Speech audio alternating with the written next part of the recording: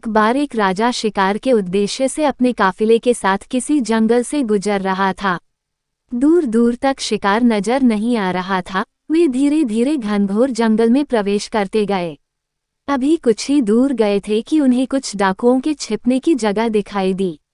जैसे ही वे उसके पास पहुंचे कि पास के पेड़ पर बैठा तोता बोल पड़ा, पकड़ो पकड़ो, एक राजा आ रहा है, इसके पास बहुत सारा सामान है, लूटो लूटो, जल्दी आओ जल्दी आओ।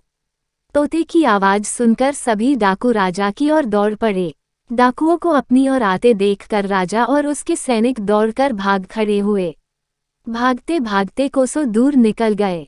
सामने एक बड़ा सा पेड़ दिखाई दिया।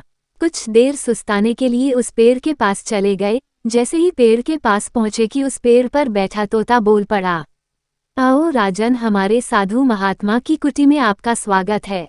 अंदर आइए, पानी पीजिए और विश्राम कर लीजिए। तोते की इस बात को सुनकर राजा हैरत में पड़ गया और सोचने लगा कि एक ही जाति के दो प्राणियों का व्यवहार इतना अलग अलग कैसे हो सकता है। राजा को कुछ समझ नहीं आ रहा था। वह तोते की बात मानकर अंदर साधु की कुटिया की ओर चला गया।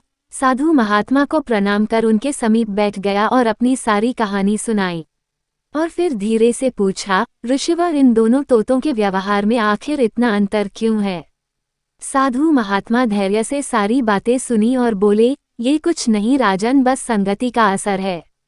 डाकुओं के साथ रहकर तोता भी डाकुओं की तरह व्यवहार करने लगा है और उनकी ही भाषा बोलने लगा है।